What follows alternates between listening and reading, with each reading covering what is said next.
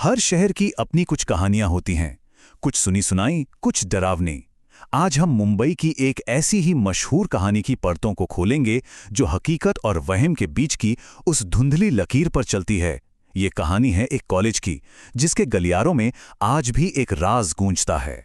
सोचिए, एक कॉलेज की वीरान बंद पड़ी इमारत, और उसके एक क्लासरूम के ब्लैकबोर्ड पर यह लिखा मिले। बस इसी एक लाइन से एक ऐसे रहस्य की शुरुआत होती है जो आज भी लोगों को डराता है। तो हमारी कहानी का सेंटर पॉइंट है मुंबई का जुहू इलाका, और वहां का एक बहुत मशहूर गर्ल्स कॉलेज, जिसके साथ एक गहरा और अंधेरा राज जुड़ा हुआ है। जी हाँ, हम बात कर रहे हैं SNDT कॉलेज की। अब यहां दिलचस्प बात यह है कि इस कॉलेज की दो इमारतें हैं। एक नई बिल्डिंग जहां आज भी पढ़ाई होती है, और एक पुरानी जहां हमारी कहानी की जड़ें हैं। ये दोनों बिल्डिंग्स मानो दो अलग अलग दुनिया हैं। एक तरफ नई बिल्डिंग जो स्टूडेंट्स की चहल पहल, हंसी मजाक से गुलजार रहती है, और दूसरी तरफ है वो पुरानी इमारत, एकदम खामोश, वीरान और खौफनाक कहानियों का असली घर। अब कॉलेज के स्टूडेंट्स के बीच जो कहानी सबसे ज्यादा मशहूर है वो ये है कि आधी रात को ठीक 2 बजे उस पुरानी बिल्डिंग में एक औरत की आत्मा भटकती है। कहते हैं उसकी आवाजें दूर दूर तक सुनाई देती हैं। देखिए, हर कहानी में एक ऐसा किरदार होता है जिसे इन सब बातों पर यकीन नहीं होता। हमारी कहानी में भी एक ऐसा ही नौजवान था जिसकी जिद ने इस कहानी को एक बिल्कुल नया मोड़ दे दिया। हुआ यूं कि रोहन की एक दोस्त जो उसी कॉलेज में पढ़ती थी, उसने जब ये किस्सा सुनाया तो रोहन का रिएक्शन था हंसी।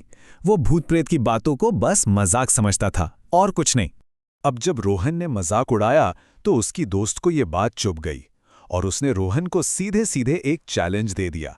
एक ऐसा चैलेंज जिसे रोहन मना नहीं कर सका। तो बस रोहन ने ये चैलेंज एक्सेप्ट कर लिया। उसने अपने दोस्त विशाल के साथ मिलकर प्लान बनाया कि रात के ठीक 1:30 बजे वो उस पुरानी बिल्डिंग में घुसेंगे और ये साबित करके ही रहेंगे कि ये सब बस एक मनगढ़ंत कहानी है। और फिर जैसे ही उन दोनों ने उस वीरान इमारत में अपना पहला कदम रखा, माहौल बदलने लगा। उनकी ये मजाक में शुरू हुई तहकीकात बहुत जल्द एक डरावने अनुभव में बदलने वाली थी। अंदर का हाल बहुत बुरा था। दीवारों पर बड़ी बड़ी झाड़ियां उगाई थी, हर कोने में मकड़ी के जाले, और जंग लगे दरवाजों को खोलने पर जो चर्रर की आवाज होती थी ना, वो ही किसी के भी दिल में डर पैदा करने के लिए काफी थी। वो दोनों धीरे धीरे गलियारों से गुजर ही रहे थे कि अचानक उस दम घुटने वाली शांति को एक औरत की आवाज ने तोड़ दिया। आवाज ऐसी थी जैसे कोई टीचर किसी क्लास में पहाड़े पढ़ा रही हो। साफ आवाज आ रही थी, 2 एकम 2, 2 दूनी 4। विशाल तो बुरी तरह डर गया, पर रोहन को अब भी लग रहा था कि कोई उनके साथ मजाक कर रहा है। लेकिन जैसे ही वो उस क्लासरूम के पास पहुंचे, आवाज अचानक बंद हो गई। आवाज तो बंद हो गई, पर उसकी जगह एक और अजीब चीज ने ले ली। उन्हें अचानक बहुत ज्यादा ठंड लगने लगी। मतलब उस गर्म रात में ऐसी ठंडक जैसे वो किसी बड़े से फ्रीजर के दरवाजे पर खड़े हों। और अब कहानी अपने सबसे खौफनाक मोड़ पे पहुंचती है, जहां उनकी ये तहकीकात जिंदा बचने की लड़ाई में बदल जाती है।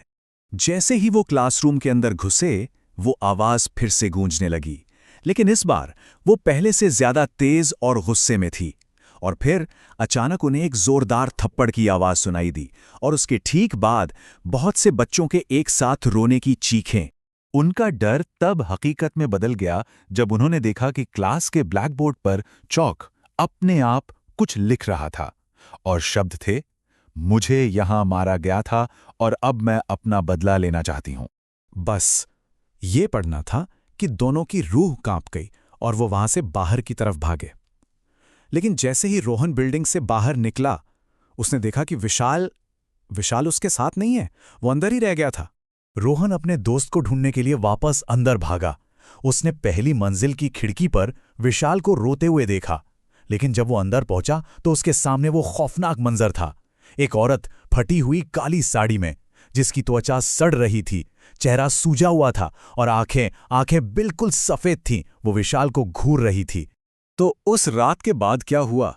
चलिए अब कहानी के अंजाम पर एक नजर डालते हैं और ये समझने की कोशिश करते हैं कि आखिर ये कहानी आज भी जिंदा क्यों है। अब दिलचस्प बात यह है कि उस रात को लेकर रोहन और विशाल दोनों की यादें बिल्कुल अलग हैं। रोहन कहता है कि उसने विशाल को भूत के साथ देखा था।